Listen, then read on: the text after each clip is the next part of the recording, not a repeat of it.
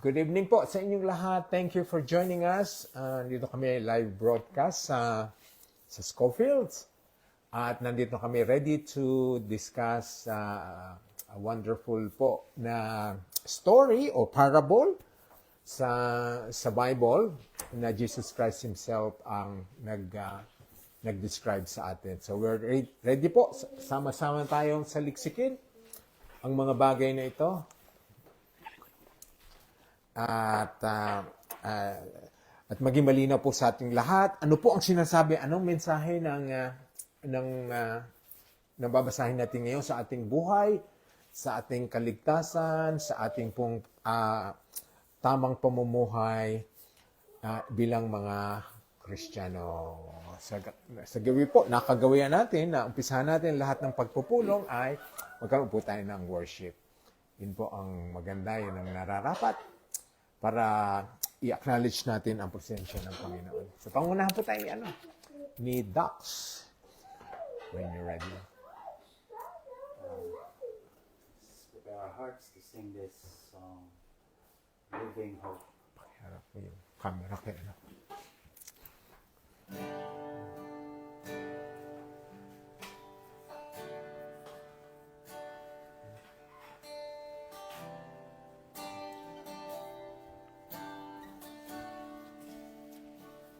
How great the chasm that lay between us.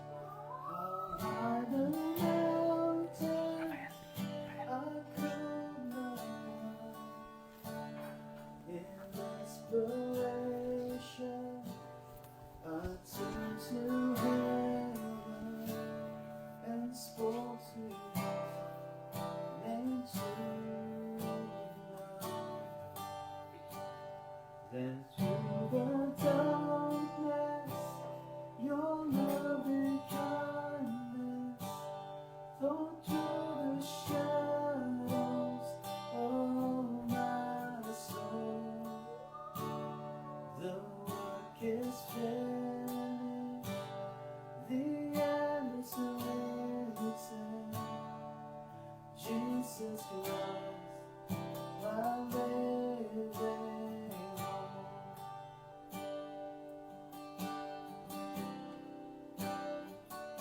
Who could imagine so great a mercy? What heart could fathom such boundless grace? The God of angels stepped down from glory to wear my sin and bear my shame. The cross is spoken, I am forgiven. The King of Kings calls me His own. Beautiful Savior, I'm yours forever. Jesus Christ, my living hope.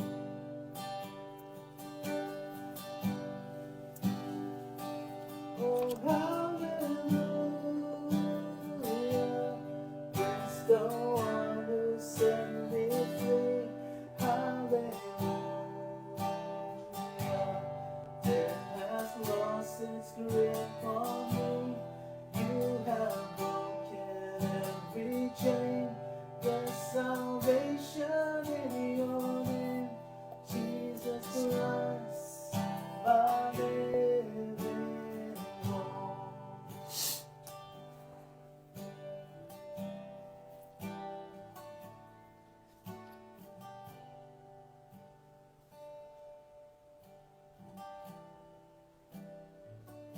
Then came the morning that sealed the promise.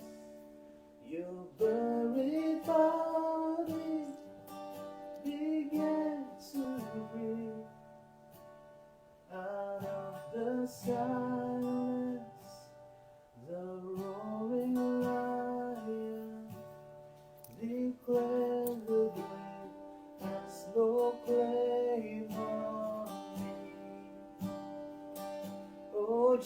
of the odds, it's the victory.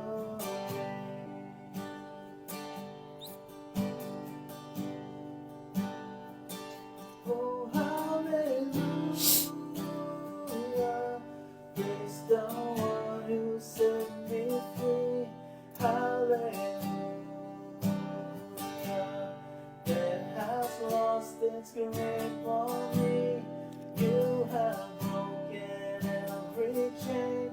There's salvation in your name, Jesus Christ, my living hope. Oh, hallelujah, it's the one who set me free. Hallelujah, death has lost its grip on me. You have broken every chain. There's salvation in your name, Jesus Christ, my living hope.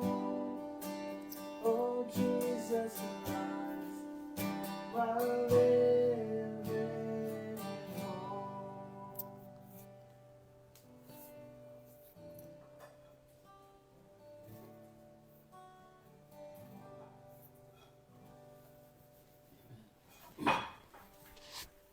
Thank you, Lord,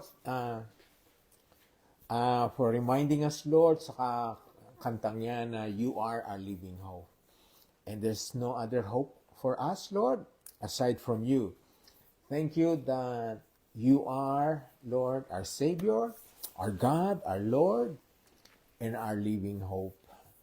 Thank you, Lord, that through you, we can have the assurance of where are we going to spend eternity. And that is, Lord, contained sa mga sinabi mo sa Bible. Thank you, Lord, sa salita mo na amin naman gagamitin ngayong gabi upang saliksikin ang isang magandang bahagi nito sa Luke chapter 16. Ang storya po ni Lazarus and the rich man. Tulungan mo kami, Lord, na masaliksik, mahimay at maunawaan namin ang lahat ng sinasabi ng mensaheng ito, mga verses na ito, sapagkat kailangan namin, Lord. Lalo na po, para mabuksan ang aming mga mata, maunawaan namin lalo na ang eternity na talagang itinalaga mo sa bawat isa sa amin. Pamigitan ng istoryang ito, magiging malinaw sa amin to. So lahat po ng mga nanonood, Lord, lahat kami na nandito, mga magjo-join pa, ay tulungan mo sa pamamagitan ng Holy Spirit na magkaroon kami ng linaw ng tunay na interpretasyon, right context sa aming paghihimay ng Luke chapter 16 verses 19 to 31. Isang maganda, talagang challenging na binahagi sa amin ni Yesu Cristo. Tulungan mo kami ngayon, Lord. Ito po ang aming dalangin. Lalo na po si Ronel na mangunguna sa aming discussion. Bayayaan mo siya at gabayan siya sa kanyang mga ibabahagi sa amin. Kami naman po, Lord, we ready our hearts, our minds, our focus. Our hearts are ready, recipient of your message tonight. This is our prayer, Lord, in Jesus' name. Amen. Amen. So, encourage for everyone, open your Bibles. Magandang gabi po sa lahat. Babasahin ko po ang Luke 16, chapter 16 verses 19 to 31. And babasahin ko po siya sa NIV. If you have your Bibles with you, sabayan niyo po ako. Lord.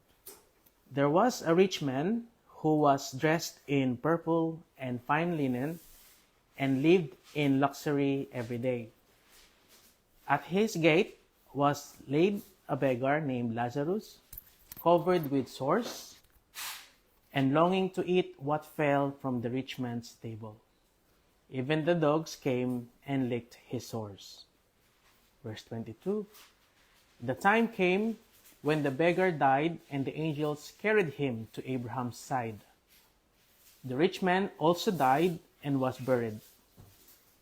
In Hades, where he was in torment, he looked up and saw Abraham far away, with Lazarus by his side. So he called to him, Father Abraham, have pity on me, and send Lazarus to dip the tip of his finger in water and cool my tongue, because I am in agony in this fire. Verse 25, But Abraham replied, Son, remember that in your lifetime you received your good things, while Lazarus received bad things. But now he is comforted here, and you are in agony. And besides all this, between us and you, a great chasm has been set in place, so that those who want to go from here to you cannot, nor can anyone cross over from there to us. Verse 27, he answered, Then I beg you, Father, send Lazarus to my family, for I have 5 brothers.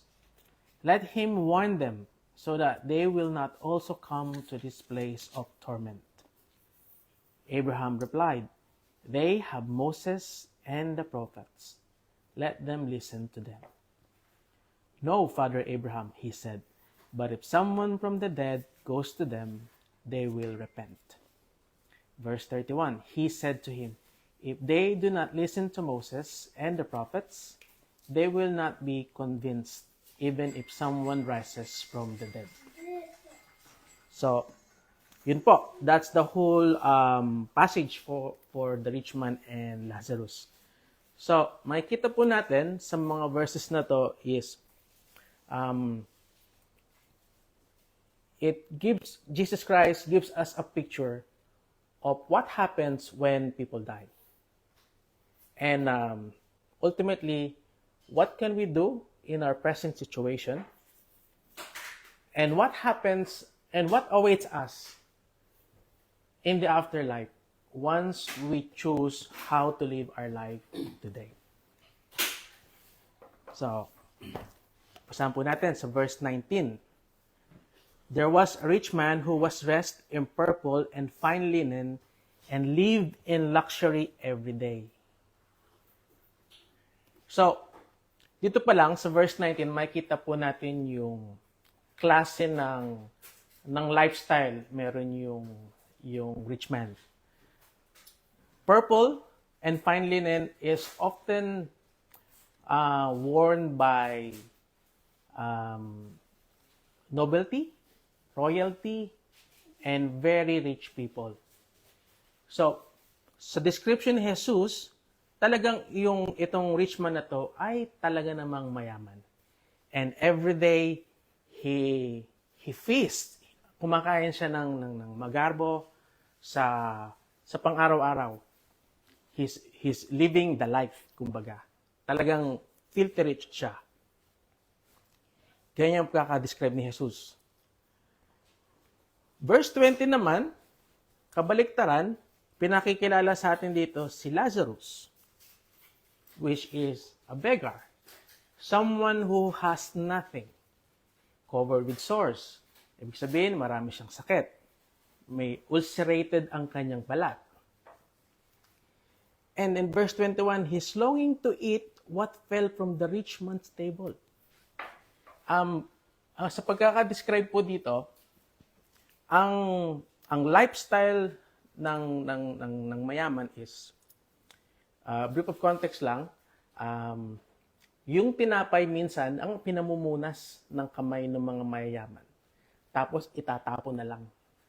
Yun yung hinihintay ni Lazarus. Na mawalis man lang yung mga pinagpunasan doon sa labas para kanyang makain. That even the dogs came and licked his sores. Ibig sabihin, talagang malala po yung sitwasyon po ni Lazarus. That even the dogs came and lick his sores, because in the Old Testament, hindi maganda ang reputation ng mga aso because they were inahalintulad sila sa nagdadala ng sakit. They are rabid, they bring sickness, and now this symbolism ay inilalapit kay Lazarus, showing really how unfortunate his life is sa introduction ng chapter na to. May tanong po before I proceed. Saan tayo? So there, nilayout po ni Jesus ang sabihin na nating pagitan, ang langit at lupa't pagitan ng rich man kay Lazarus.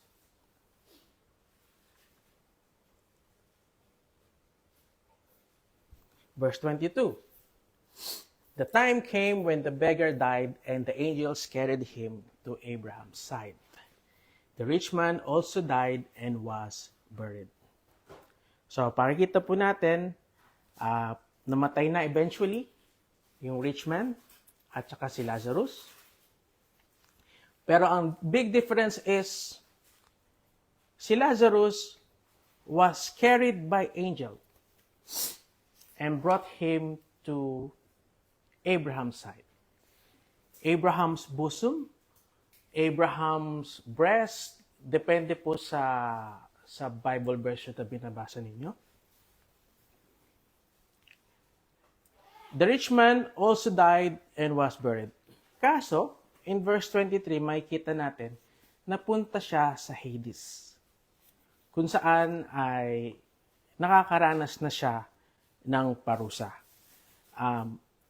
He is in agony because he is in fire. Sabi sa verse 24.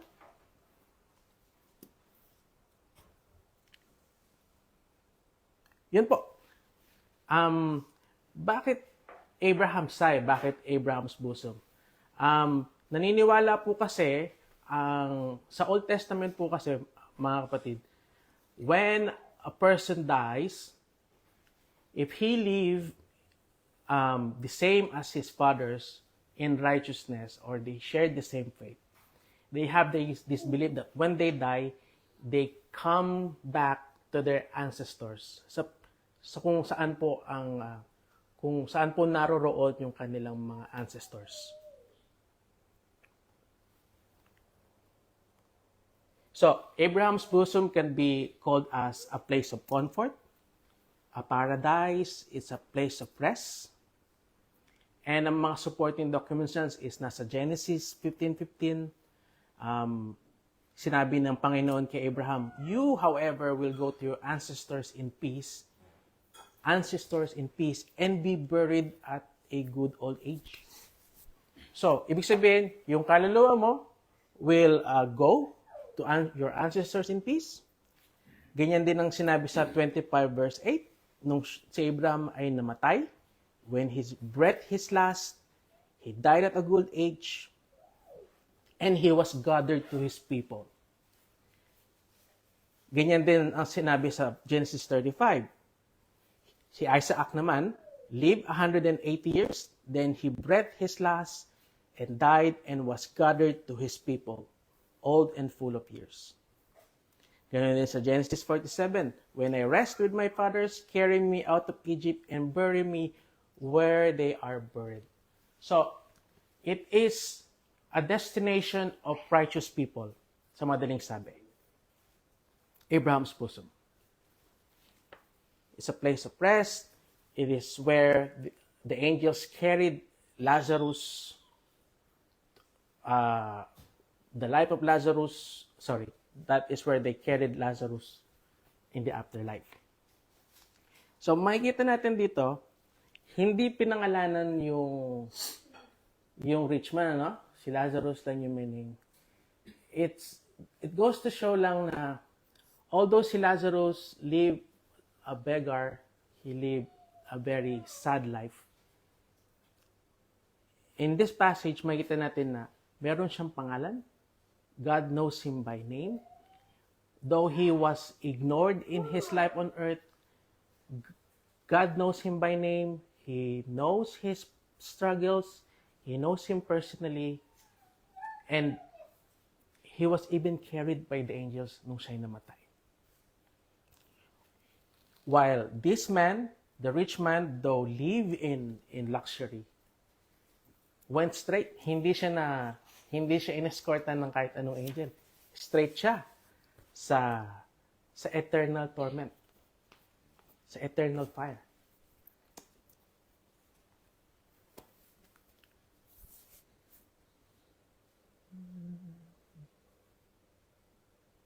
May tanong po. Ako may tanong. Yes po. Maganda yung tanong natin to hanggang nandito tayo. So, ang kinukwento dito ni Jesus Christ, nang namatay si Lazarus, he was carried by angels. Ngayon, ang tanong, ang lahat ba ng mga mananampalataya, lahat ba ng saved ay ini-escortan ng angels pag namatay sila? Hindi po, Pastor. Sa paniniwala tayong mga Kristiyano, kapag po tayo namatay, kung talagang tayo ay naniwala kay Jesus, tayo po ay diretso na po sa langit. Wala nang escort. Wala na pong escort. If we really believe that, yan po ang sinabi ni Paul sa Corinthians na, asan ba yung verse na yun? To be absent here in this life is to be present with the Lord. Mention. Sa Corinthians 5:8. Yes po. Okay, so we need to explain natin kasi baka lahat ng mga nanonood nakikinig sa atin ganito ang mangyayari. Yes po. Ito'y, kaya nga po, this is one of the proof kasi meron pong sinasabi na hindi to parable.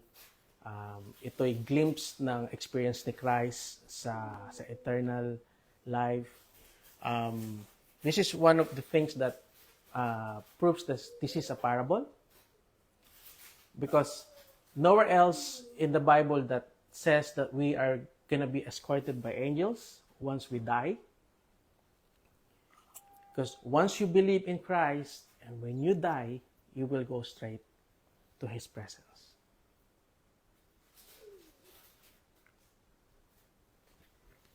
Yeah, totoo po yun. Sana maintindihan lahat na dito lang kasi minention talaga dito sa Luke na yung isang namatay ay merong kasama ng angel. So, inescortan siya o sila ang nagdala sa kanya sa magandang kalalagyan.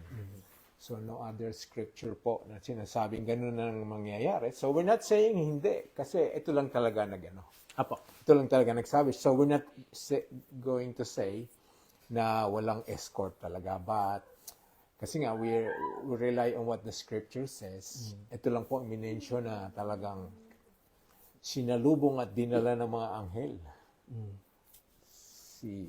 Si Lazarus. We can create so many conjectures bakit kailangan pang i-escort si Lazarus. Merong mga nagsasabi po na because hindi siya nilibing, hindi siya nakaranas ng matinong burial, napatay na lang siya ng nakahandusay sa kalye. So, parang ginaid lang siya ng mga angels papunta kay Abraham.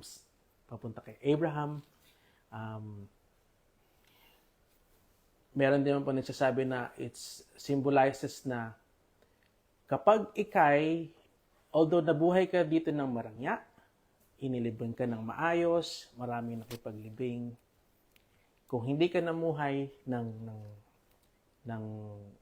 ayon sa turo ng Diyos, is baliwala lahat ng yun.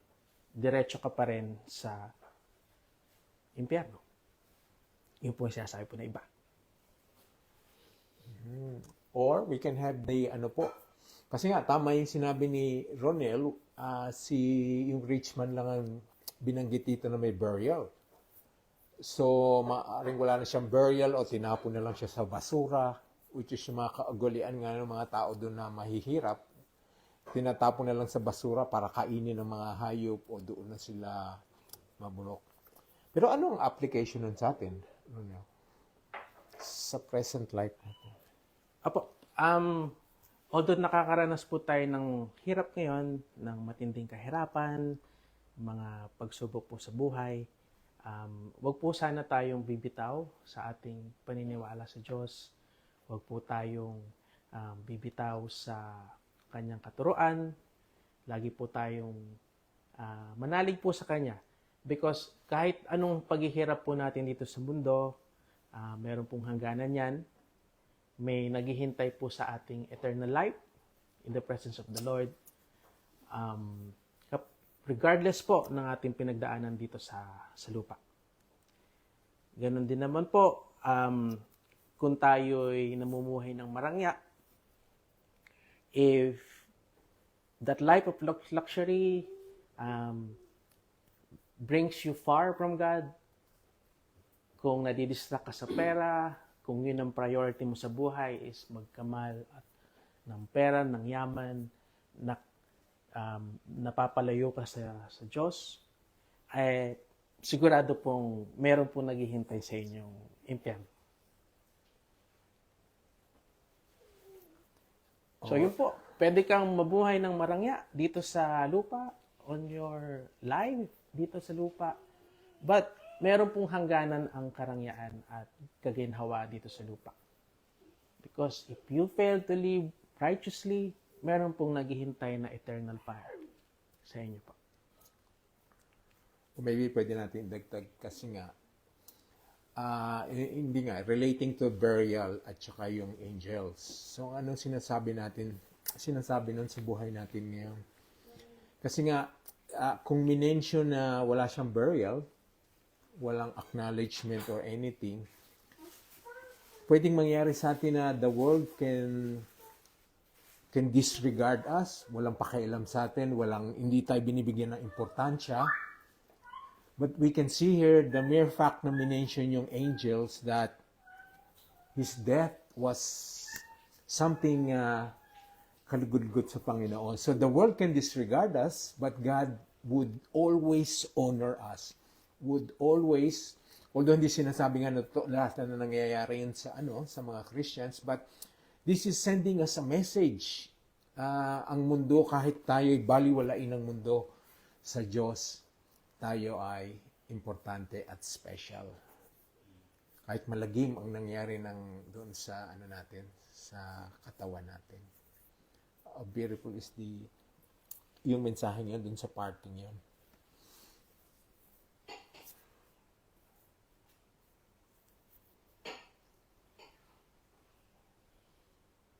Yung naman, before tayo lumayo, anong significance naman nun yung aso na dinilaan yung kanyang mga sugat? What is that telling us sa kondisyon ni Lazarus? Kasi if this is mentioned, there's something na sinasabi sa atin. Ano po kasi, Pastor, sa Old Testament, hindi kasi maganda ang reputation ng mga aso. Correct. They bring sickness, they are rabid.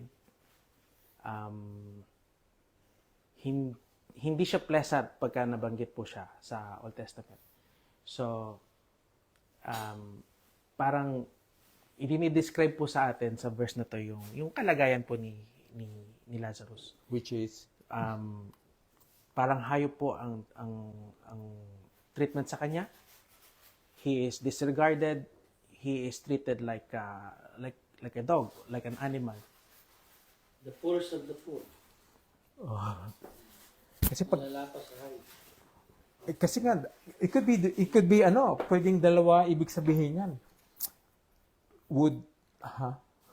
It's okay. May question. Sino? May question ba? Sige, basahin natin kung may question pala. Sige, unahin natin to, Ronel. Sige. Okay. Tanong po, sabi ni Matt, wala na po bang kakayanan ang namatay na mahal mo sa buhay para mag-guide sa iyo dito sa lupa? Bakit po minsan nakikita pa natin sila sa mga panaginip? Magandang tanong, Matt, pero i-discuss to ni Anod sa bandang huli. Kung ano yung significance ng mga mahal sa buhay na naiwan. Nandun yun, Matt. Sasagutin ito maya-maya ni Apo, sana masugot ko yan. Sasagot natin. Talagang maganda yung question. So, anuhin muna natin yung significance kasi nung aso. What is that telling us? Hinighlight kasi So, two things po ang pag ano ng aso dito. First, although hindi siya tinulungan ni Lazarus, the licking of the dog, yung sugat niya, could be a welcome relief kay Lazarus. Kasi paano nalilinis yung, alam naman natin ang aso, ang dila niya. It could be na nalilinis, na-alleviate yung kate, or whatever. So, that could be one meaning na sinasabi sa atin yung tao hindi naawa, buti pa nga tong aso. Nagbibigay ng whatever relief. Kung ganun nga, kung it could be a welcome relief kay Lazarus, kasi hindi naman na sinabi na pumalag siya o tinataboy niya. Could be. It could be na yung aso talaga naglilinis ng sugat. Or, it may be telling us, dahil nga sinabi ni Ronel na dogs were considered unclean. So, another conclusion is, Lazarus was considered unclean. He was declared unclean. So, wala talagang makalapit sa kanya. I'm not sure kung saan siya dinideliver doon kasi nilalapag siya. He was laid at the gate, di ba, Ronel? Yes po. At the gate, he was laid, beggar. So, hindi natin alam kung sino, kamag-anak, kaibigan, o papano siya inilalapag doon at iniiwan doon. So yun lang ano natin kasi doon yung inclusion ng dog could be a relief, isang magandang welcome relief kay Lazarus, or it's saying that he's unclean in the eyes of men. Pero ang ganda nga nung kasi Ronel, kung tuloy mo yung verse 22, he was carried by the angels. So what does it say to us? He's no longer clean. Hindi na siya unclean. Kasi kung binuhat siya ng mga anghel, so he's already clean at his death. He's no longer ceremonially unclean. So another po, relief sa atin. Sa mata po talaga ng Diyos tayo ay malinis, nililinis niya. Kahit ano ang tingin sa atin ng mga tao. Yun lang po. Meron ko na Dax Long doon sa aso. Ano yung significance ng minention? No? Yung aso, it just says na talagang mahirap ang kalagayan ni Lazarus. May mga sugat siya, may mga sores, to the point na nadidilaan na ng aso. Mahirap talaga ang kanyang kondisyon. Mahirap na tapos parang ano pa siya, abandon pa siya. Dirty, Disregard. unclean. Kasi yun po yung pananaw ng mga Jewish noon. Pag may sakit ka, parang they are considered you a sinner. Ano, parang, Ganun Kaya siya. parang yun nangyari dun sa leper na pinagaling niya. Kung hindi niya na maitabo yung aso, sa sobrang hina niya. Parang, Naghihintay nila siya ng crumbs na oo, parang, So walang gusto lumapit sa kanya. Walang gusto lumapit. Yun nga oo nga. Sinner siya. beggar siya, beggar. beggar. Yeah. O yun nga, yung another meaning natin, pwede natin sabihin, buti pa yung aso na awa sa kanya, may yung beggar, yung rich man, walang ginawa. Could be. Ang aso po, madumi ang bibig ng aso eh. Pero meron sila eh. Nagpapagaling sila eh. Yung sarili niya sugat niya. Dinidila. O pag dinidila mo yung sugat, Nagpapagaling. gumagaling. Yung kaya nga may pwedeng welcome relief yun kay Yung sa live ng aso. nagpapalinis yun eh. Pero sa atin, hindi natin ginagawa yun because may mga paraan naman para luminis ang sugat natin. Pero yun nga, nabasa ko rin yun, yung dila nila, parang nawawala yung microbe. Eh, may nana ito eh. Panigurado. It could be blood or nana. Itong, ulcerated ha? May sores Kung- So, may ulcer, Oo, ibig sabihin, umuputok. Umuputok na. Ulcerated. Gusto ng aso yun. Correct. Malansa kasi yun Oo, Malansa yun. gusto nila yun. So, kawawa talaga ang kondisyon niya. Pinapakita lang rito na he is the poorest of the poor, mahirap na nga, may sakit pa, nakalatay na, wala nang magawa, wala nang lakas. Ayan. May tanong po kayo doon tungkol sa kondisyon ni Lazarus. Okay. Ilang araw niya. Gusto mo natin. Proceed po tayo sa verse 23. In Hades, where he was in torment, si Richmond po ito. he looked up and saw Abraham far away with Lazarus by his side. So, Hades could be a place of the dead, a place of torment, hell. Hindi po natin lilinawin ngayon yan kung ano talaga ang context ng Hades. Pero, describe po sa verse na to na kung namuhay ka ng makasalanan, is may naghihintay po sa inyong eternal torment. So, he looked up and saw Abraham far away with Lazarus by his side. So, nakita nung rich man na si Lazarus is getting comfort and respite po in Abraham's presence dun sa afterlife. So, in verse 24, tinawag niya si Abraham.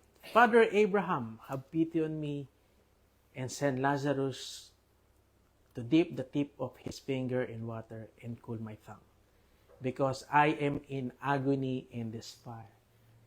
Agony in this fire. So, yun na po yung present situation ng rich man, no? And, makita po natin, tinawag ni rich man si Abraham na father. So, goes to show na we can say that at this point, he is a Jew. Hindi naman po kinontes ni Abraham na hindi kita anak or hindi kita descendant. In-acknowledge pa nga po ni Abraham. In verse 25, Abraham replied, son. Tinawag pang son. So, makikita po natin yung background dito sa verse na to. He is a Jew, but even though he is a Jew, galing siya sa linya ni Abraham, hindi sufficient yon para ikay maligtas. Hindi sufficient yung iyong bloodline, hindi sufficient yung ancestry mo, hindi sufficient na ikay Hudyo para ikaw po ay maligtas. Depende pa rin po sa kung paano ka namuhay sa iyong kalalagyan po sa afterlife. And ang napansin ko lang din dito, ang memory ng tao pag namatay is hindi pala nawawala. Na-retain. Yes. Na-retain yung kanilang memory. Correct. And, nakilala pa nga niya si Lazarus eh. Na-recognize ni Richman si Lazarus. Correct. And, ano ba yun? Ano masasabi natin sa verse 24? Parang inuutusan pa niya si Abraham na, oy, padala mo nga dito si Lazarus. I-dip yung kanyang finger sa tubig so he can cool my tongue. So, hindi nawala yung parang arrogance nung rich man eh. Inutusan pa niya si Father Abraham. So, doon natin makikita na talagang this rich man showed no remorse. Walang tono ng pagsisisi sa kanyang salita. Walang tono ng sabihin na nating he's not even asking for mercy. No?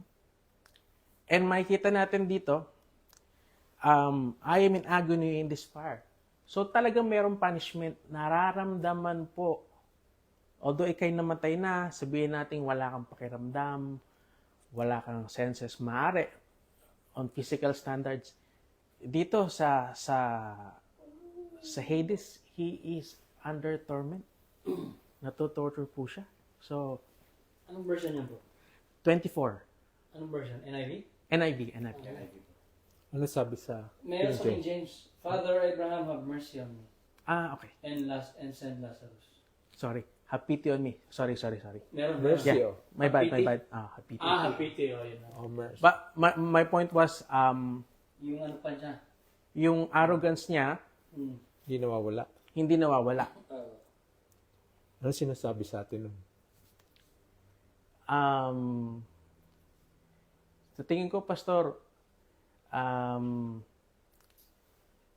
magandang warning po ito sa atin na tayo'y mag-reflect sa kung paano tayo nakikisalamuha sa iba. And ayun po, pagka talagang walang genuine change within you, talaga pong talagang you will carry it po in the afterlife. May repercussions po talaga eh. Yes, kasi sabi rin sa Matthew, yung mga nandoon na, gnashing of teeth, they will be angry, they will be, they will Cursing. cursing God. The Why? more they will curse. Ano? The Pag more nandun- now they will wala curse. nang, they will not ask for mercy. Why am I matigas here? pa I sila. don't deserve this. Mga ganun sila. Correct. Gnashing of teeth, galit sila sa Diyos. Mga matigas pa. Yun, tama yung pinoint ni ni Ronel. But in relation to hell, what does it tell us? Sa pag-uugali natin, sa kasamaan natin, kasalanan natin. Paraphrase, Pastor. Anong relationship ng hell? Yung mga napunta doon na makasalanan na. Wala na, Pastor. Too late na. Correct. Too late na. What does it change? Nabago ba sila? Hindi po. What awaits them is just eternal punishment po. Kaya that's what I'm saying. Even hell would not change a sinner's heart. Yes po. Nandun pa rin yung arrogance nakita natin. So, ang impyerno hindi nakakapagpabuti sa tao. Apo. Pwede nga yun, marami silang regret. O yun nga, ang ginagawa nga nila, lalo pa nilang minumura ang Diyos na kung sino-sino ang sinisisi nila. But a sinner, even hell would not change a sinner's Final heart. destination mo talaga. Oh, yun isa pa. Oh. Pero ito, kita mo, hindi nagbago talaga yung ano niya, yung arrogance niya. Hindi siya holding place. Ano siya? So, mabigat talaga ang kasalanan. Nakakapit sa puso mo hanggang sa impyerno. Na kung wala kang, hindi ka nahugasan ni Kristo. Oo. Angry. Galit sila. Galit. Yeah. They feel they don't deserve it. I don't deserve this. Why am I here? I'm good. Yeah. Yeah. So, yun ang nakita ko lang doon sa ano nga niya, hindi siya nabago. Although, nung bandang huli, naging evangelistic siya. Yun lang ang natin. Naalala niya yung mga kapatid niya, but let's go there later. One thing I noticed din po is, meron po siyang desire na ma-quench po yung kanyang thirst dahil siguro sa init. Pero sa hell, wala na po means to quench those pain. Wala nang means to quench those pain, discomfort, yung sakit, yung init, yung uhaw, yung gutom. Yung mga ganong klaseng pakiramdam is nando na sa'yo eternally. But you just don't have the means to satisfy those impulses, those feelings. Or it could be telling us the torment, the pain in hell is so great, so big, even a drop of water is welcome relief na. Ganon katindi. Kasi di ba pag matinding-matindi, kahit katiting, kahit tuldok lang ay, na sa'yo, welcome relief. Welcome relief na. Welcome Pero relief. there is no means po na So makita is probably picturing, di ba? Yung tindi ng, ng impyerno.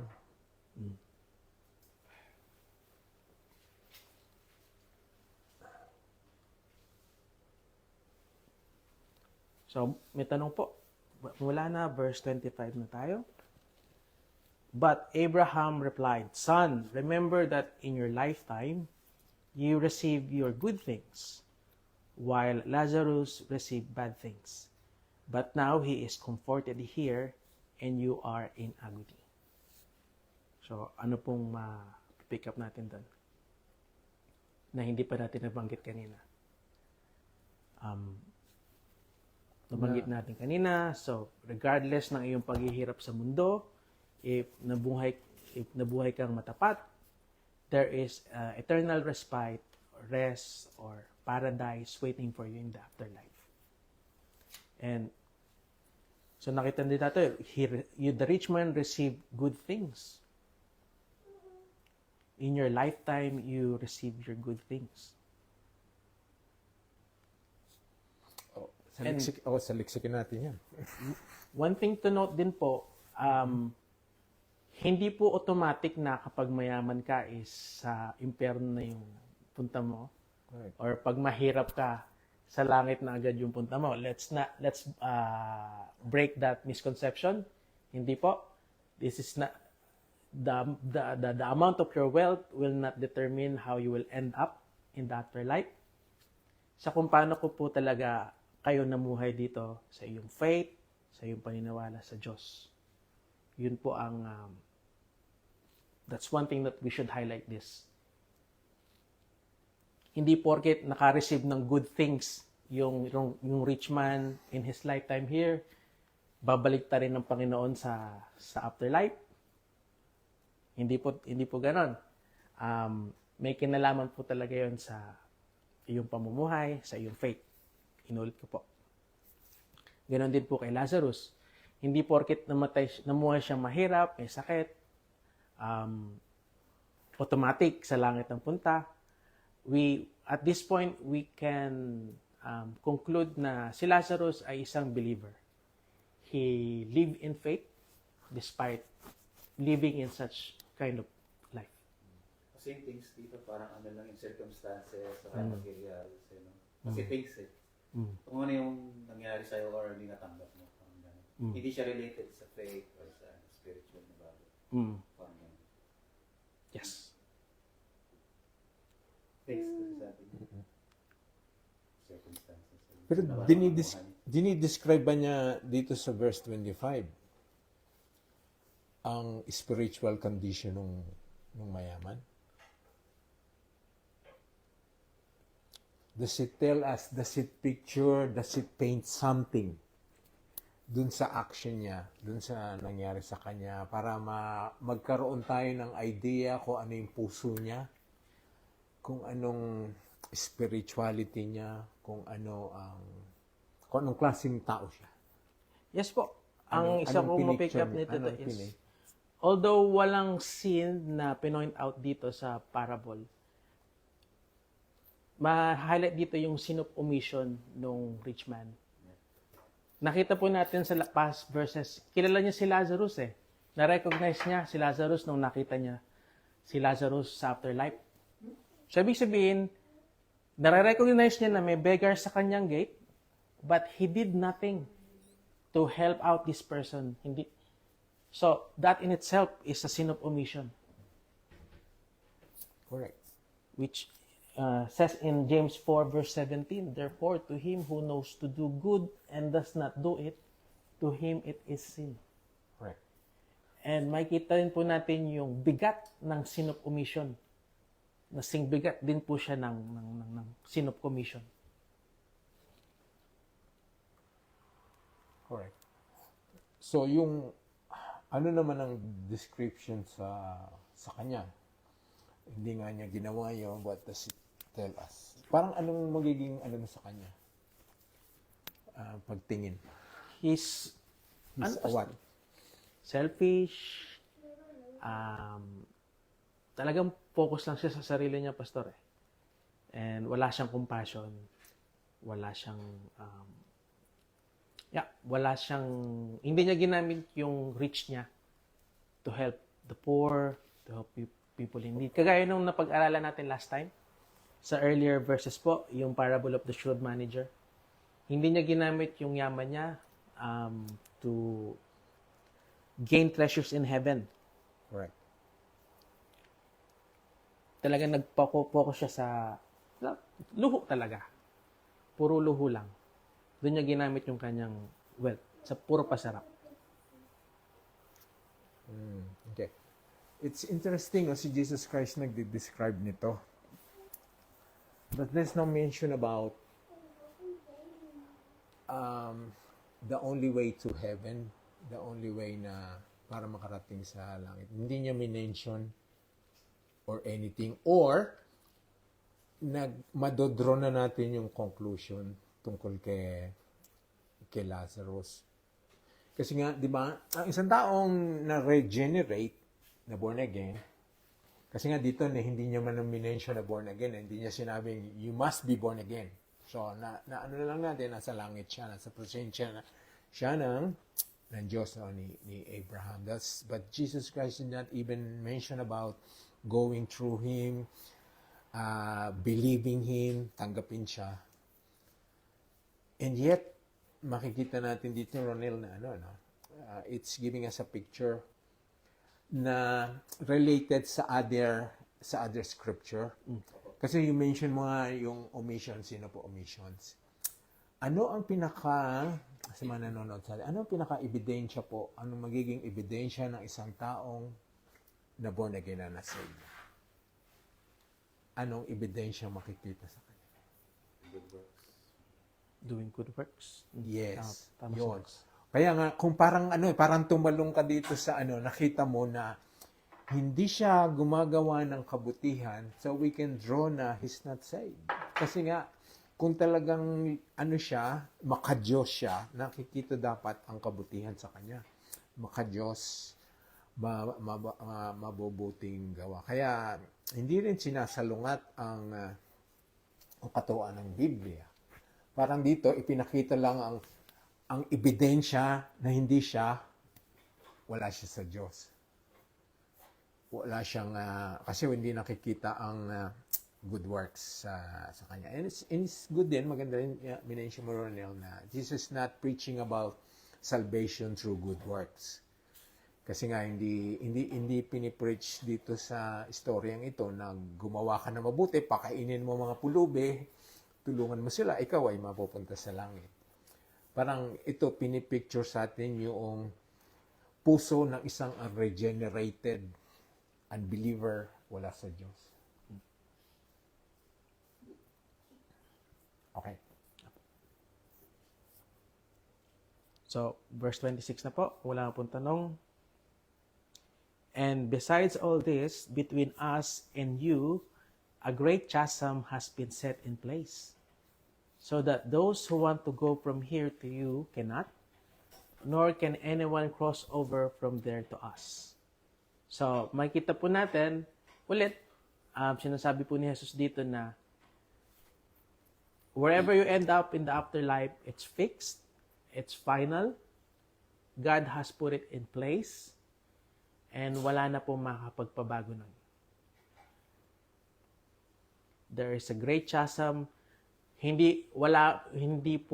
Wala pong paraan na ikay makatawid sa langit kung napunta ka sa impyerno and vice versa. So, To communicate. to communicate. Wala rin. Good question.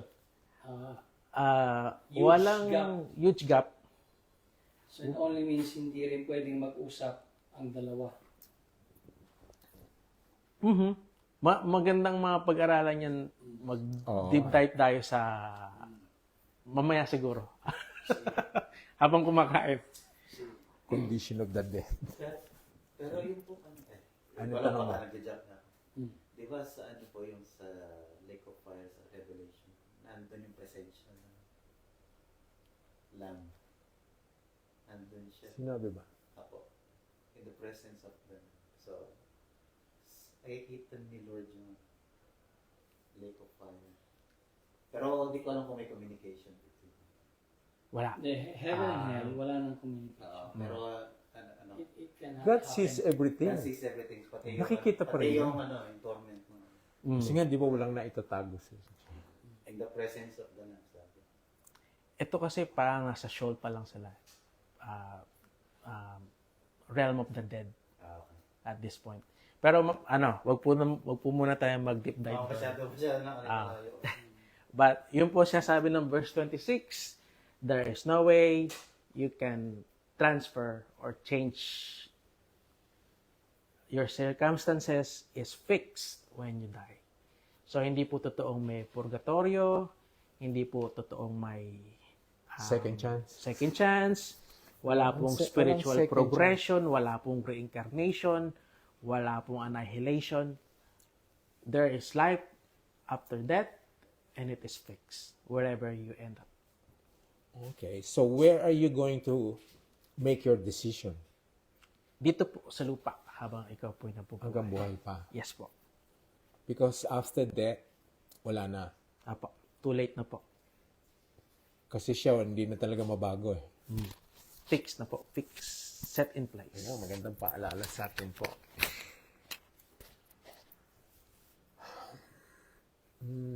Any question po?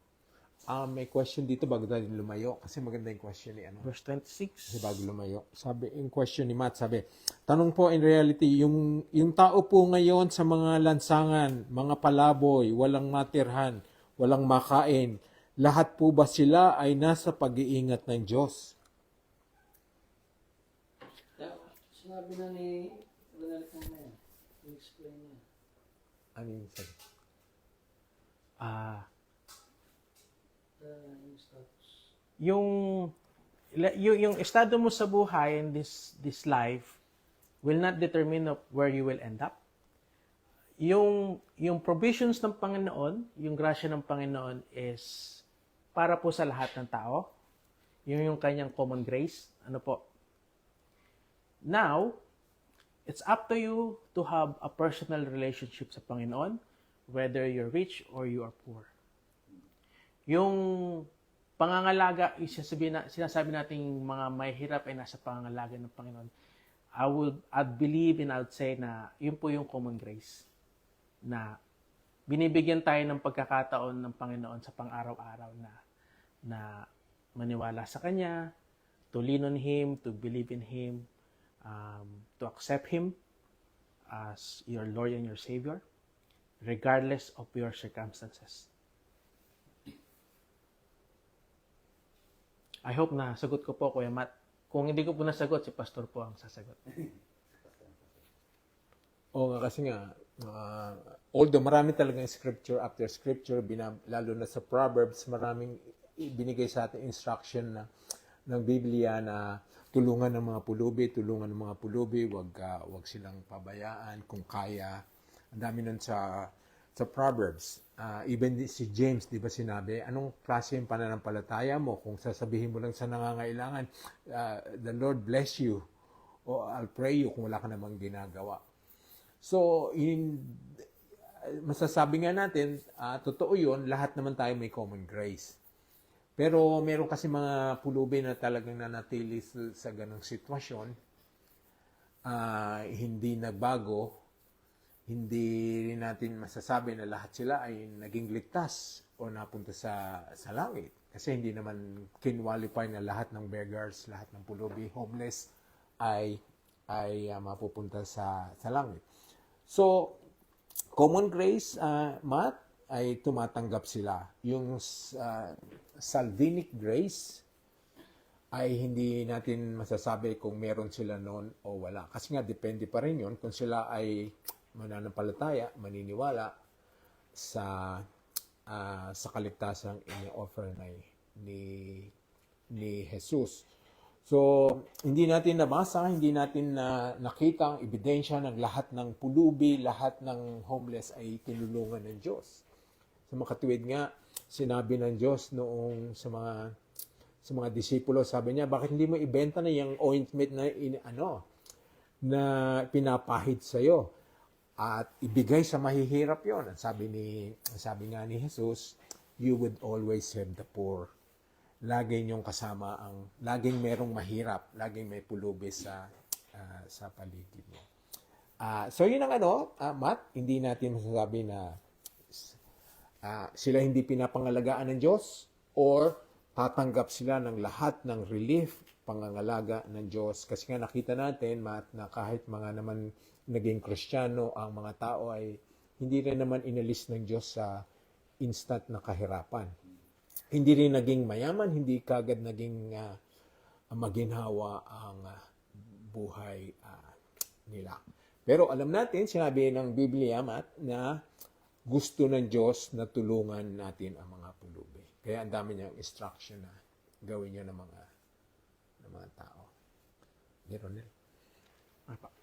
So, verse 27, he answered, si rich man to, then I beg you, Father, send Lazarus to my family. For I have 5 brothers, let him warn them, so that they will not also come to this place of torment.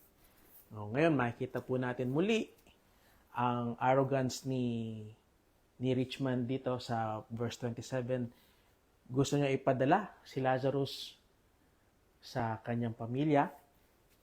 Gusto niya naman niyang utusan si Lazarus na mag-evangelize sa kanyang pamilya. Although makita natin na this rich man cared for sa kanyang mga naiwan sa living, yung mga naiwan po niya dito sa mundo. Now we can see na he cared for his family, na wag silang matulad po sa kanyang kinasapitan.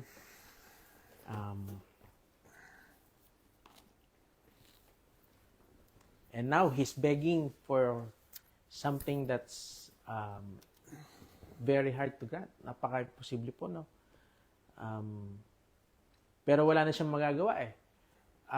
Sa verse na to, parang tinanggap na ng rich man yung kanyang fate, na wala na siyang magagawa.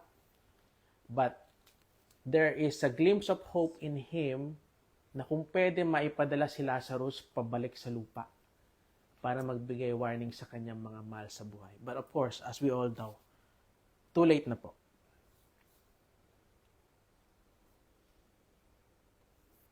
May question po doon sa dalawang verses. Ayun, may question si ano. Siguro related doon. Ronel, sagutin. Apa. Tanong po, wala na po bang kakayanan ang namatay na mahal mo sa buhay para mag-guide pa sa'yo dito sa lupa? Bakit po minsan nakikita pa natin sila sa mga panaginip? Mga panaginip po is O yung nagpaparamdam? paramdam, Mga wala namatay. na po eh. Kasi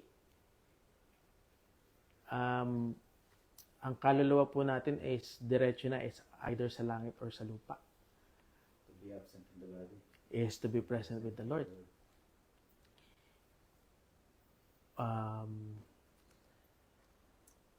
Maaari yung mga sinasabi nating panaginip or yung pagpaparamdam, I think it's more of psychological thing out of deep grief, out of extreme sadness, that we are longing for that person. Kaya napapanaginipan po natin sila. Naaamoy. Meron tayong subconscious that longs for their presence. Kaya minsan parang ina-associate natin dun na nagpaparamdam yung tao. But wala pong sinasabi sa Bible na may kakayanan ng taong namatay na mag-send ng kahit anong message sa kanilang mahal sa buhay dito sa lupa. May story yung kay Samuel. Yung si Saul. Tapos, Yeah. Hindi ko siya napag-alala. Tinawag ni, kumuha kasi si King Saul ng medium na para tawagin uli ang espiritu ni Samuel. At lumabas nga si Samuel at nakausap siya. The Bible that's the only instance na may bumalik na kaluluwa. Pero hindi natin kasi masiguro na siya yun. na it could be a demonic spirit impersonating Samuel. So, yeah. Kung may nagpapanggap sa'yo, Kasi hindi, although denied siya, hindi naman wala namang iba pang nabasa tayo na bumalik pa sa patay, except the Mount of Transfiguration. Moses. Nakita natin si Moses and Elijah. Although nakita natin, nakausap sila ni Jesus Christ. Yun lang ang ano natin, pero wala kasing anong mat na sinasabing pwede pang bumalik at ma-impluwensya tayo, matulungan tayo ng mga namatay na. So those who are calling the spirit of the dead, although mayroong mga gumagamit yan ngayon, di ba? Mga spiritista. Ano tawag niya? Necromancer. Hindi. Necromancy is prayer for the dead Prayer for the dead. or communication with the dead. Yun. Or Communication. necromancy. Oo, necromancy. Parang ano yan, parang magic. Sorcery. So, Matt, ano yun? Wala na talaga yun. Yung ba sagot mo, Ron? Wala na. Kasi ang mga nagpaparandam sa atin, it could be, they are just deceiving spirits nga. Mga niloloko tayo, inaano tayo ng mga kaaway, nililin lang. O lola mo yan, o lola ko yung hinipo yung pa ako, o naamoy ko yung pabango ng lolo ko. Yung mga ganon, ay hindi na matotoo na sinabi pagka ikaw ay namatay. Ito nga po, nagpapatotoo to na hindi ka na makakaalis dun sa lugar mo eh. Kaya nga ang sabi, hindi na siya makaalis eh. Hindi, kaya magandang makatulong din tong istorya nga ni para mawala yung maling kultura pinaniwalaan natin na mga patay ay bumabalik pa. Wala naman na sitwasyon na gano'n.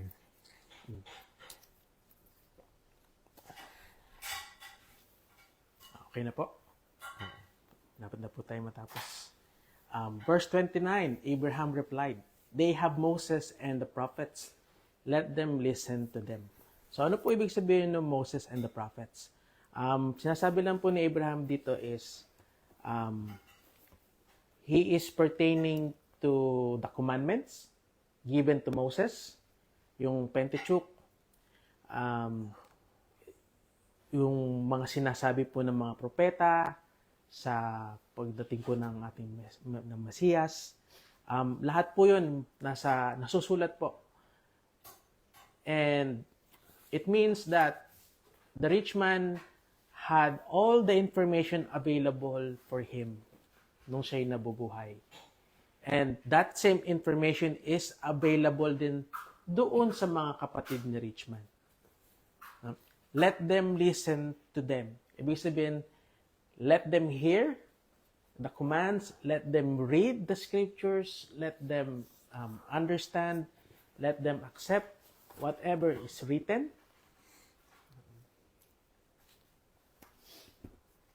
And in that way, there is no need for someone coming from the dead to tell them what to do. Because naibigay na po ng Panginoon ang mga scriptures, mga kasulatan, na dapat po nilang malaman at maisabuhay.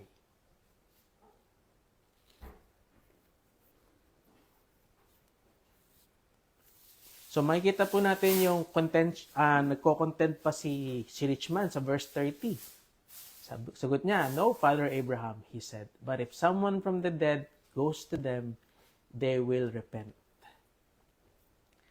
Which sinagot siya ni Abraham, "If they do not listen to Moses and the prophets, they will not be convinced even if someone rises from the dead." It only means that sa verse 29, rich man is still holding on to that little chance na kapag nakakita ng miracle, yung kanyang mga kapatid, mag-uumpisa na silang maniwala. Which is sinabi pinabulaanan ni Abraham sa verse 31, kung hindi sila sumusunod sa kasulatan na binigay ng Panginoon, even a miracle that someone rises from the dead will not convince them to change their ways. Ang faith na a faith that is leaning towards miracle is very short-lived. Maniniwala ka lang maaring ngayon, hanggang bukas, hanggang sa makalawa, hanggang sa isang buwan. But that kind of faith is wrong. It is short-lived. It has a very short life. And it is not, and should not, and must not be a basis of your faith. So, ulitin ko lang nung shinare ko nung last time, nung nag-preach ako sa Canberra, cite natin example ng mga Israelites. Diba, nakita nila yung 10 plagues. Nakita nila yung nag-part yung seas. Nakita nila yung manna, bumagsak sa lupa, yung quail, yung pillar of smoke, and pillar of light. Lahat yun miracles po eh. Pati naniwala. Hindi pa rin sila naniwala. May constant blubbering, may constant complaints, meron pa ring unbelief, meron pa ring idolatry, meron pa ring disobedience. So very shortly, binigyan ng Panginoon ng mga Israelita ng napakaraming miracles. But that, 40 years. oh, 40 years. Did that make them believers? Did that change their ways? Hindi. Hindi po. And someone rising from the dead will never convince them to change their ways. Correct.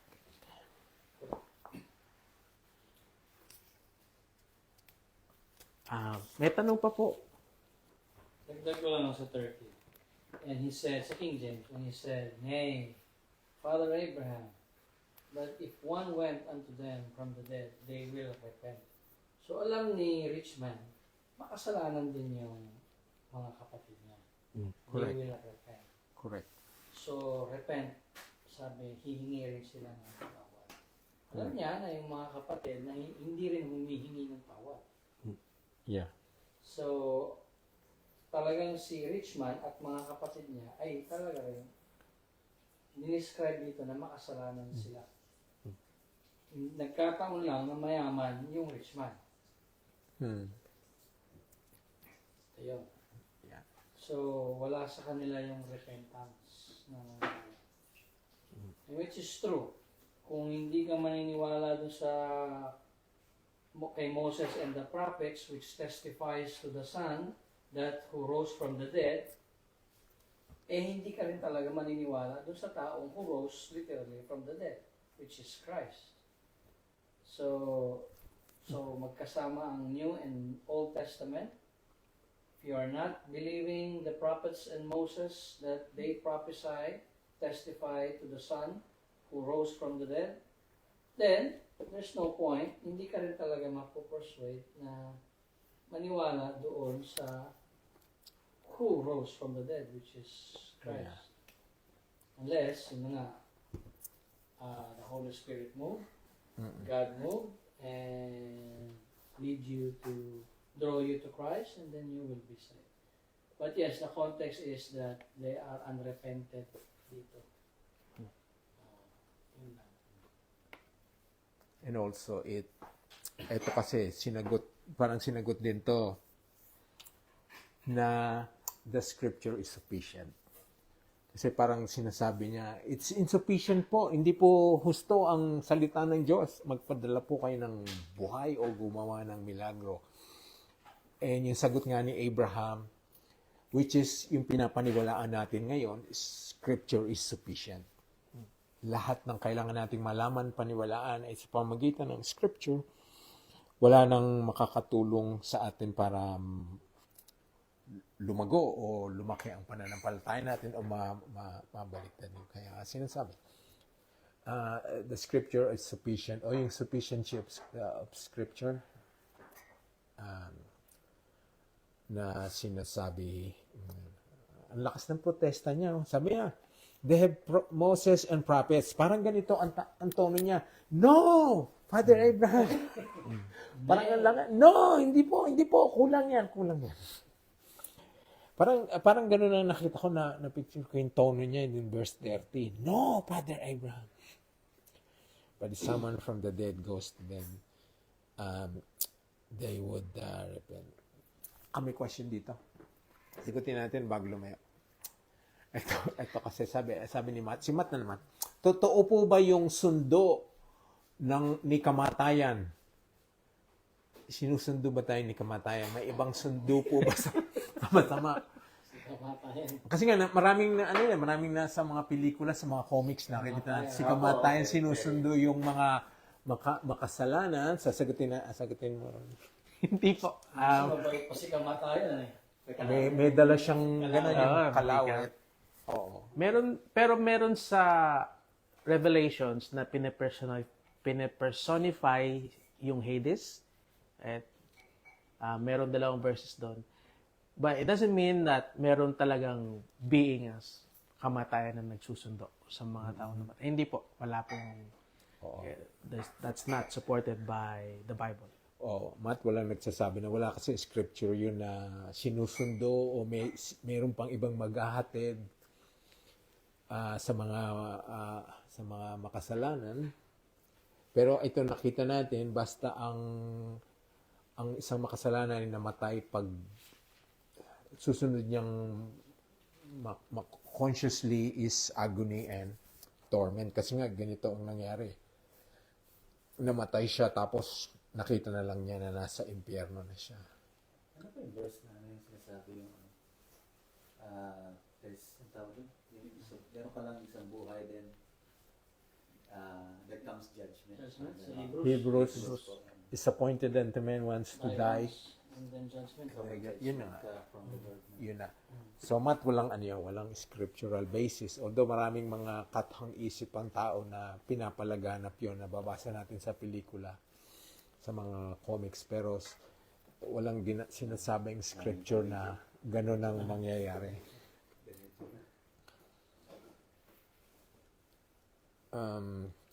Ngayon, ang tanong, bakit hindi pumasok sa isipan niya, no, alisin mo ako dito? Parang may pagtatanggap na pastor sa kanya. So, he was resigned na yung faith niya. Kasi kung gugustuhin niya, siya mismo yung babalik at magsisend ng message sa mga kapatid But he knows he cannot do it anymore. So he's pleading to Abraham na ipadala yung righteous person pabalik sa lupa. He cannot, yun. Hindi niya na-request yung siguro alam na niya na hindi niya ini-request, no? Hindi niya ialis niyo po ako dito. So talaga matindi po ang desisyon na kailangan gawin ng lahat ng tao habang buhay pa. Ay, si Ronel. Po, sa pagtatapos po ng ano natin ngayon, share ko po yung Romans 10 chapter 4. Christ is the culmination of the law so that there may be righteousness for everyone who believes. Ito po ang ating paniniwalaan bilang mga Kristiyano. Everything that Moses has written, everything the prophets has written, has been fulfilled by Christ. Kay Christ po tayo maniwala upang makamtan po natin ang buhay na walang hanggan.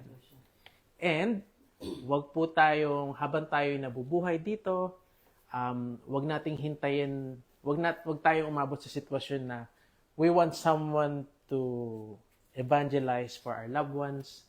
We want some people to evangelize for other people. If we are really following Christ, let's take it to ourselves. Ano natin yung responsibility natin na yan. To proclaim the good news. Again, in Romans 10, in verse 9, if you declare with your mouth, Jesus is Lord, and believe in your heart that God raised him from the dead, you will be saved. For it is with your heart that you believe and are justified, and it is with your mouth that you profess your faith and are saved. So, sana po maging lesson po ito. Ma-encourage po tayo mga Kristiyano na i-proclaim every chance we get ang mabuting balita ng Diyos. May verse ba yung habang may buhay ng pag-asa? Wala po. Meron. Meron. Meron ba nun? Hindi, pinaraphrase lang. Idiom lang siguro. Ayun lang siguro. Abang may buhay na Robert. there's hope. Oo, Christ is our hope. Yan. Si hope ang ano natin. Always hope in Christ. Parang ganun, similar na scripture. Yung living hope. Ano natin. Isang maganda nito, Ronel, ito nga, doon sa mga nagtuturo po ng prosperity gospel, ito po, ang basahin nyo ito. Hindi po nangangahulugan ng ang kayamanan ay nagpapatunay na siya ay tunay na Kristiyano at siya ay makadiyos. Kasi ito po pinakita sa atin. At hindi naman po lahat ng makadiyos, mananampalataya ay gumanda ang buhay at naging mayaman. Kaya po hindi talaga matatanggap natin ang prosperity gospel na ang Kristiyano ay kailangan maging mayaman at hindi nagkakasakit. Ito po ang malinaw na sinabi. Yung napunta sa langit po ay mahirap, pulubi, napunta sa impyerno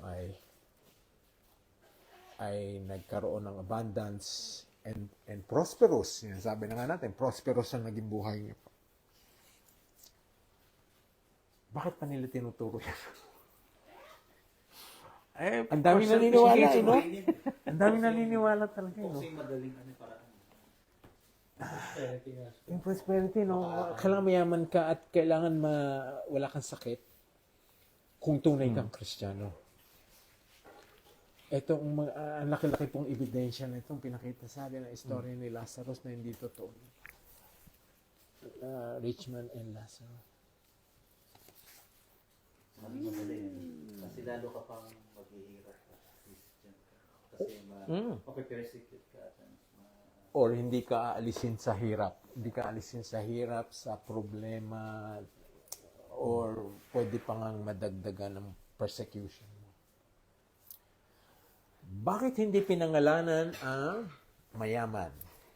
Si Lazarus ay may pangalan. Si Abraham ay may pangalan. Baka tularan eh. Gawing kaparehong pangalan. No? Diba, Kaya sa anak ko itong pangalan na to. Baka maging mayaman. Halimbawa, pinangalanan niya ng, halimbawa lang, Pedro or Richard. No, but hindi, or Mate. Tularan eh. wala pang It's interesting, no? Wala siyang pangalan pero may dalawang pangalan binanggit. Ano kasi pastor na eh. Para sa akin, parable talaga siya. Parable talaga siya. Ah. It's a parable. So, yun nga. So, can we conclude that this is a parable or this is a real life situation na nangyari that we do not know when it happened, what time frame it happened, because it will conflict most if it is this. Real This accounts. is a real time event. So, kaya sa akin, this is a parable which is describing what's gonna happen if a person does not believe. So you will be in hell, you will be in heaven. Pero, yun na, walang pwedeng communication ang mangyari. Kasi separated ang hell, separate ang heaven. Kataon lang, nasa kwento, na nag-usap si Abraham at saka yung rich man. Kaya nga siya parable. Kaya siya parable. Tsaka inumpisahan ni Jesus sa chapter 15 yung series of parables eh. Series of parable, yeah. Pero may tanong ako, meron pa ba yung, Halika. meron pa ba yung Abraham's blessing o wala? At this point. Sa Matthew 8, sa 11, dagdag ko lang. Nabasa ko, kasama ko sa ano ko. Matthew chapter 8, verse 11. New Testament ito si Matthew. Yan.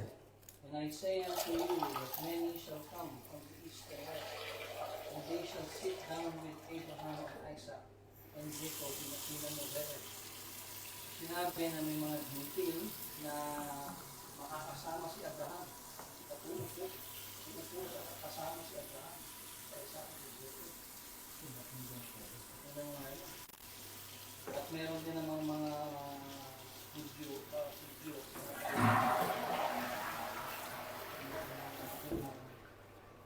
nabiligan ng yung chosen people, which is the Israelites. There shall be weeping and gnashing of teeth. So, hindi malinaw bro eh. Yung Abraham's bosom eh. Tingin ko wala ng tao. Kasi, Kasi, parang, nung namatay si Jesus, nakalimutan ko yung verses eh. Nasa Acts Sabi. din eh. Na parang sinundo niya yung mga nandoon. di ba 40 days siya eh. Sinundo niya, ano? Oo. Doon siya nag-preach din siya doon eh. Nakalimutan kong verse yun eh. First Peter yung First Peter 3. 3 days na yun. Iba yun. First Peter 3. Yung di ba siya na-resurrect na. First Peter 3 yun, he preached to the... To the in prison spirits. Oo. Kasi, Hindi siya bumaba sa impyerno. Hindi yan. Basahin natin yun para sige pa. First Peter 3. Tingnan natin. Maraming ang ginagamit yun na si Jesus daw ay pumunta ng impyerno at nangaral.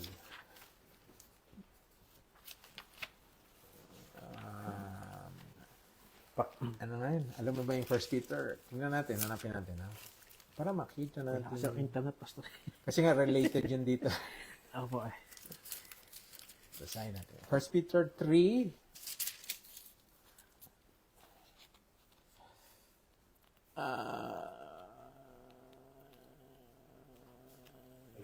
Nakita mo? 19 po.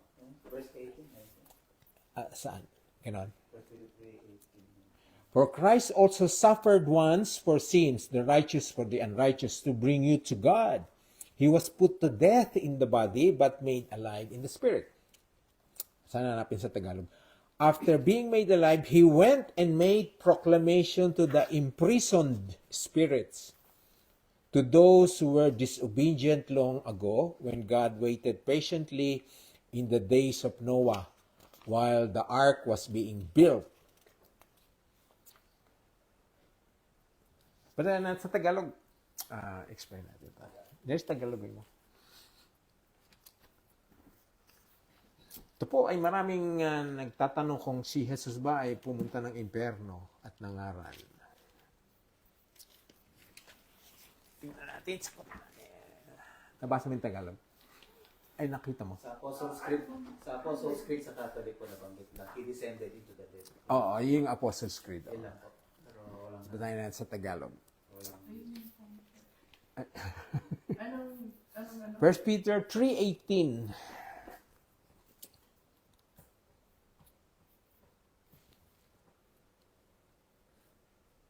Maraming ang ginagamit ito. Maraming nahirap. Basta mas taga. Hanapin ko rin. Yan. Basahin mo maigi. Kayo po, Matt, nakita mo, 1 Peter 3:18.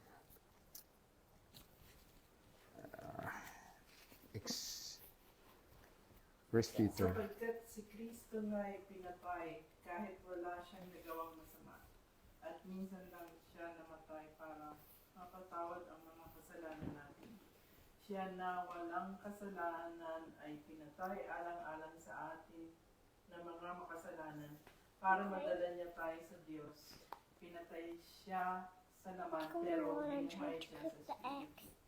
1 Peter 3:18. Just start. Yeah. Just start. Just restart. Restart. O 19. Close it, close it. 19 na. 19 na, 19 na. Sunod na.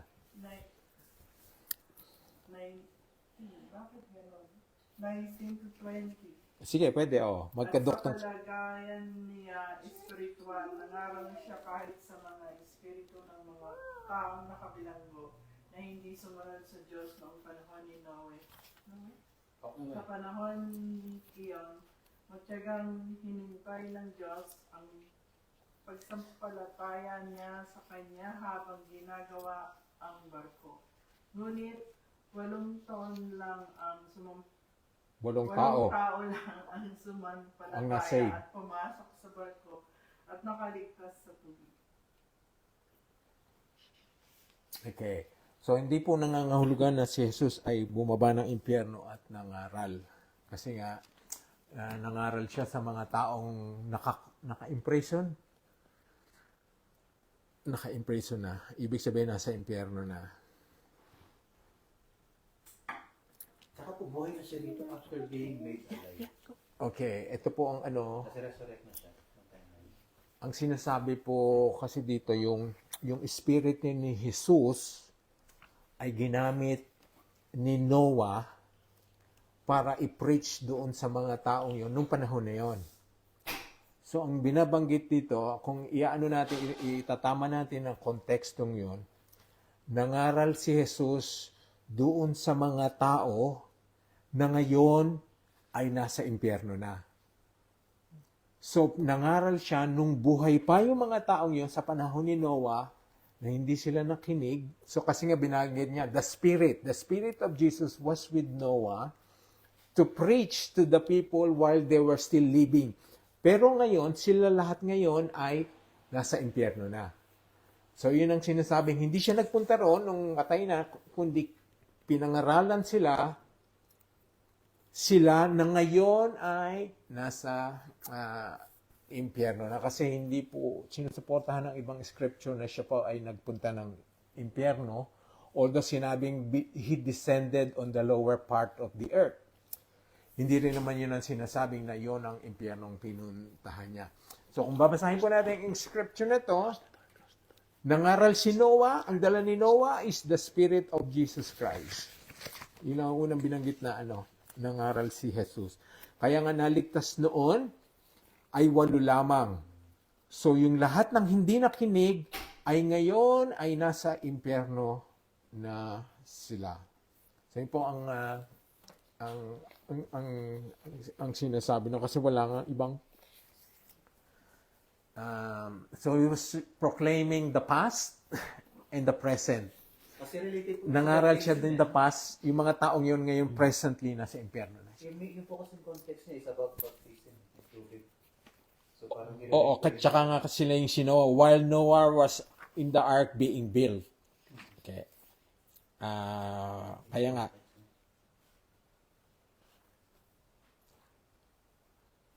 he went and proclaimed to the imprisoned spirits, to those who were disobedient long ago. Kaya nga sinabi long ago, who were disobedient long ago, when God waited patiently in the days of Noah.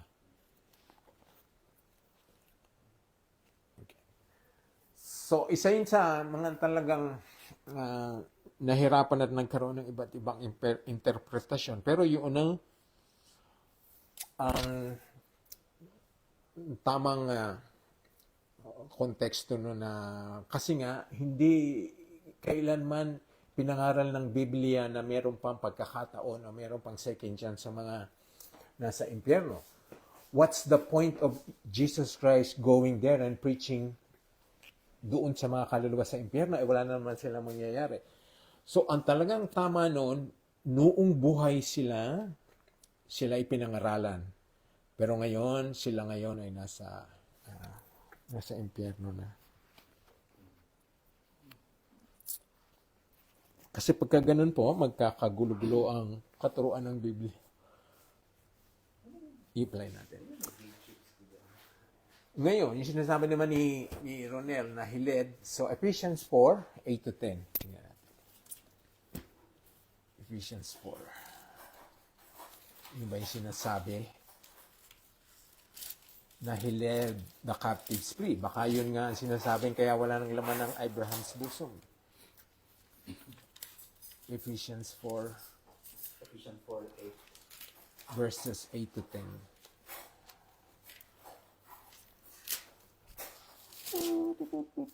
Pero hindi pa rin natin makasiguro. So, yun nga. They were, ano yun?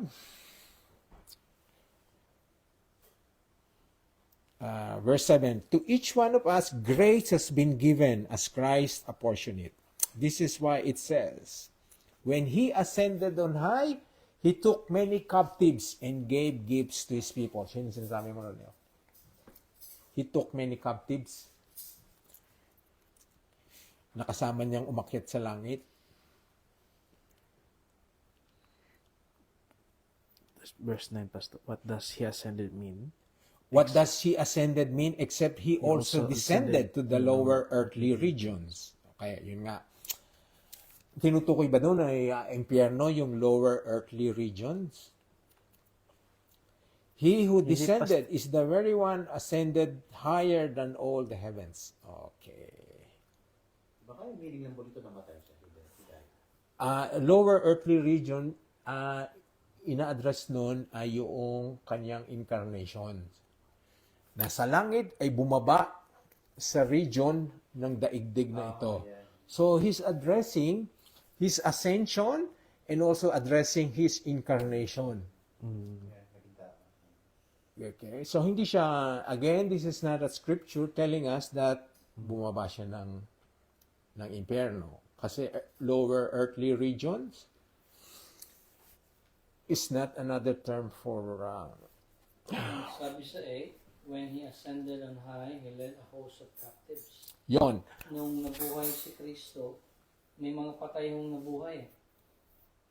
Doon sa, may mga bumangon. Kaya nga yun, isa pa yung mahirap talaga eh. Kasi nga, hindi natin alam sino yung bumangon at saka ano nangyari sa kanila pagkatapos nilang bumangon. Another na Ito yun, he led a host of captives. maraming kasing inaano dito, even kasi mga Bible scholars, ang sinasabi nilang he let the captives free, yung mga nandun nga sa Abraham's bosom. Kasi nanatili sila doon hanggang ma-resurrect si Jesus Christ. So yun ang probably, kasi nga wala pa rin concrete talaga na malinaw, pero ang mga interpretation nila, kaya sinasabing yun yung mga kaluluwa doon sa Abraham's bosom. Hindi yung kaluluwa sa impyerno, kasi wala nang pag-asa ang nasa impyerno. So ayun po ang ano. Yung nga po, sa 3 days na wala si Kristo, may nangyari.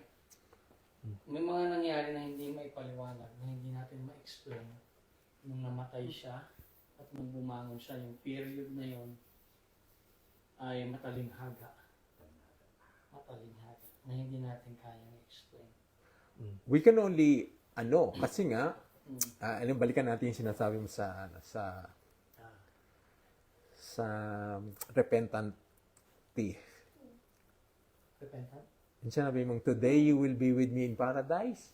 O I tell you today, kama. Kama, may ano May spelling ang papel na Saan rin. yung verse na yun? May spelling papel. Ayos po. Tingnan natin kasi kung naiba yung kama ay iba. Mag-iiba rin ang kahulugan. Magkaiba yon. Pero anong sinasabi ni Jesus Christ? Yung ang kama ay after ng today? At saka before. O sinabi niya yung I tell you, kama, today you will be in paradise. Nasaan yung kama? Is it before today or after today? Kasi sa totoo, walang talagang kama. Sa Wala, original writings, walang kama. Nilagyan nga lang nitong mga maski yung authorized sila naglagay ng kama, maski Kasi yung that's authorized. how they interpret the Pag the sinabi. language at the time. The language at the time. Pero yung sulat mo nga Neris, today, lagyan mo lang 2 beses. Marunong ka mag Magsulat po. Today you will be with me in paradise. I tell you today you will be with me in paradise. 2 beses. Di ba yan ba yun? It's a matter of interpretation. No, magkaiba. Magkaiba. Hindi, yung version Kaya anuhin natin, tama ba tong mga Bible translators na ito? Which is, lahat naman sila, ang kama ay before today. Ay, may isang may isang Sino? meron. Sino yung translator na yun? Nangangain po. Tingnan mo nga, anuhin natin yung word, ha? Okay. Anong sinabi yung buong word sa Anong version? Hindi, hanapin natin yung today. Today you would be with me in paradise. Okay, anuhin natin. Kung tama. Kasi lahat halos yun ang Yun ang mauna yung kama bago yung today. Today, ano sabi? You will be with Hindi, sama mo yung I tell you kasi nandun yun eh. Yung CBE walang kama. Hindi lahat may I tell you. Yes. you'll be Ano yung sinabi ng iba? with me. With me today. Truly, I tell you. O yun, may tell. May truly. O may truly, o I tell you. I assure you. Kasi hindi doon ang kamay. O sige, 2 beses na yan. Ronel. 2 beses po. Ay, dapat magka-parallel eh. Kailangan diretso yung isang lang. Instruction. Hindi kasi ako marunong. Hindi, pwede yan, ganyan. Truly, I tell you today, you will be with me in paradise. 2 beses. Okay. Truly, I tell you today. Truly, I tell you, Karma. Wag muna natin lagyan ng kama. Dadagdag natin mamaya. Kasi tingnan natin. Kasi nagkamali ba o pinalinaw nila ng mga translator nung nilagyan nila ng kama? Mas naging malinaw ba? Kaya naisip nila na kaya lagyan natin ng kama to, lahat halos ng translator. Isa lang, sino yung translator ng walang kama? Nahanap po nga. Meron NASB, 1977, tsaka 1995, walang kama. Walang Pero kama. pero yung Binago na nila. current, may kama. Okay. Asan eh? So, I think it's, hindi siya.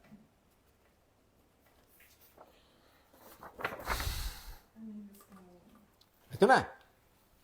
Yeah. Tama, Pastor? Ito po, tingnan niyo po, asan ang camera? Mali. Okay, tingnan na po natin ha. Ito po ang sinasabi bago lalagyan ng kama. Truly, I tell you, today you will be with me in paradise. Truly, I tell you, today you will be with me in paradise. Ngayon, yung mga translator po natin ngayon, ang sinabi, ang nilagyan po nila ng kama pagkatapos ng you. Truly, I tell you, kama. Lagyan niyo, Pastor. Lagyan natin ng kama. Lagyan natin ng kama. Yung iba naman, sinasabi nilang, truly I tell you today. Di ba magkaiba? There is.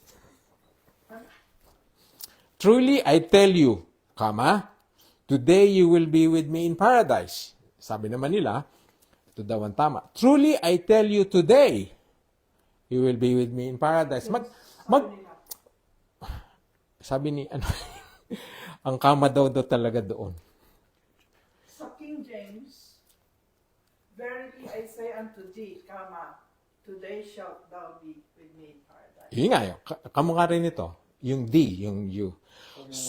Ibig sabihin, yung is before today. Kaya nga, yun ang lahat ng translator. Kasi tinignan ko rin, puro nandun ang kama eh. Before today. So, mag-iiba nga, no? Mag-iiba nga nito pag nandito ang kama. Mag-iiba rin kung walang kama. Mahirap intindihin. Mahirap intindihin. Kaya maganda yung may kama. Maglagay siya ng Agree ako ng kama eh. Okay, interpret natin. Truly, I tell you, today you will be with me in paradise. Kasi nandun ang kama. Truly, I tell you today, Kama. sinasabi ko sa iyo ngayon, you will be with me in paradise. Magkaiba ngayon. Ngayon, tignan natin kung ano ang mas pabor na yun ang kahulugang sinasabi ni Jesus doon sa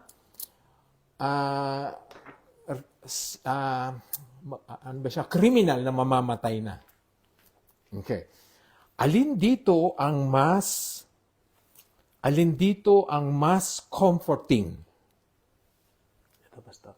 Kasi parang ikaw mamamatay ka na, Ronel, parang sasabihin ko, sinasabi ko ngayon sa iyo, Ronel, mapupunta ang kaluluwa mo sa langit. Sinasabi ko ngayon sa iyo, Ronel, parang ngayon ko lang nire-reveal sa iyo. I'm telling you, proclaiming to you the truth. Okay? So, naghihingalo ka na ngayon. Well, kung ito ang sasabihin ko, sinasabi ko ngayon sa iyo, Ronel, ngayon, ikaw ay mapupunta sa paradise. Which is more comforting? Which is more assuring kay Jesus Christ? Kung ang ina-address niya yung kriminal na naghihingalo na o mamamatay na. Di ba? Di ba ito? Kasi bakit mo po proclaiming yung truth? Sinasabi ko sa iyo ngayong araw na ito. Parang you're just revealing something truth dun sa isang namamatay na. Di ba parang mas makakatulong sa kanya ito. Mas magagaang, magiging ang pakiramdam niya doon sa assurance na sinabi ni Jesus na ngayong araw na ito, kasama kita sa paradise. So nakita niyo ba? Kaya nga, I agree, kung walang kama yon, mas mahirap interpretin. Kaya nung nilagyan nila ng kama, which is lahat ng translator ngayon, ay yun ang tinanggap. Mas comforting doon sa nakadinig nito, which is yung sinasabi niya yun. Kaya, totoo yun, pag nag-iba ang kama. Pero yung po paradise dyan, it means yung po yung Abraham's bosom. Yun. Yun po yan. Hindi rin sinabi. Parang Langit na. bosom kasi parang metaphor na. Yun ang inaano natin yan. Pero yun nga rin, inaano ko na hindi pa rin sigurado. Kasi nga, ito anuhin natin saan napunta si Enoch nung namatay siya? Wala pa si Abraham nun. Hindi, yung pinangalanan lang naman yun ni Abraham's bosom, pero may lugar yun. Nandoon na yung existing na yung lugar na yun. Kung yun na nga ang totoo, pero pinangalanan lang ng mga Hudyo na Abraham's bosom yun. Where would Enoch? Dalawa lang ang namatay na, dalawang tao ang Hindi namatay. namatay na, hindi nakatikim pala ng kamatayan, na kinuha ng Diyos. Si Enoch at si Elijah. So there's no mention about them spending in another place. Pero mas maganda kasi ito na sinasabi nga kasi atin, ayon sa ibang mga scripture pa, na sinasabi na pinapatunayan na pag ang isang Kristiyano ay namatay, instantly, nasa presensya na siya ng Panginoon. Okay, so we're not gonna argue na meron pa bang Abraham's bosom o wala na bang ano yun. So ang magandang napakalaking katotohanan na bawat madinig ng bawat isa na ang mamatay na kay Kristo ay instantly kasama siya ng Diyos. In the presence of God, comforted, maganda ang pakiramdam. Na-establish din natin ngayon sa itong sa Abraham's bosom ay Lazarus na ang isang makasalanan pag namatay instantly ay nasa lugar ng pagdurusa. Whether that's term hell, Hades, Gehenna, or so yun ang anuhin lang natin ngayon na with this kama nga nabigyan tayo talaga ng assurance na ito ang mangyayari sa lahat ng namatay. Sana po naintindihan po natin. Hindi ko rin makita kung sino yung walang kama. Baka nga lahat nga inano na yon, nag-agree. Walang edition. Kasi nga this is in agreement with other scripture. To be absent from the body is to be present with the Lord. Tapos Philippians pa rin, ang sabi ni Paul, I'd rather be away from the body and be with the Lord. Ibig sabihin, wala na siyang hihintayin, wala nang holding bay. Wala nang ibang lugar, kundi instantly nasa presensya siya ng Panginoon. So, yun ang magandang anuhin natin, Renel, na which is walang sinasalungan ng Biblia, kundi talagang pinapatotohanan ang lahat ng Biblia. Ang mga Kristiyanong namatay ay instantly kasama ng nasa presensya ng Panginoon, maginhawa, at ang makasalanan ay naghihirap nagdurusa. And also, this is to address po, kaya lang marami kasi mga religion, itong istoryang ito na yung annihilation, the doctrine of annihilation po, sinasabi na ang mga makasalanan, pag sila'y namatay, maglalaho na lang sila. This is po proof na ang mga namatay na makasalanan ay mananatiling buhay conscious and experiencing. So wala po talagang tinuturo, hindi ko alam, Mormons ba yun? Or yung annihilation? Yeah, annihilation. Which is, that's very comforting sa mga gustong magpakasaya sa mundong ito. Magpakasaya ka na kasi one day, mawawala ka na naman, wala kang pagbabayaran. It's a very dangerous doctrine po kasi it will drive people to commit more sins, to enjoy life here. Knowing that you'll just disappear one day and you won't face any judgment. Ang pinaka-judgment sa iyo, bigla kang maglalaho. Pero ngayon po, na-establish natin, sinasabi po kasi ng Biblia, lahat po ay may kabayaran, lahat ay haharap sa paghuhukom ng Panginoon, hindi maglalaho, at meron tayong patutunguhang eternity. Eternal damnation or eternal happiness in the presence of God. So, napakaganda po ng istorya ng rich man and Lazarus. Maraming in-address na mga maling paniniwala at katuruan at napalinaw sa atin. Nagkaroon tayo ng comfort and peace knowing that whatever happens. Okay. So, meron pang question, Matt? Meron pang question. Meron ka pang Wala lang po. Basta yung Abraham's bosom lang, bro. Ano lang siya, it's an idea, Old Testament idea na kapag namatay ka, you will go with your ancestors. In this parable, Jewish, no? Jewish belief and tradition. Abraham's bosom kasi, sino ba yung ancestor ni Lazarus dito? si Abraham.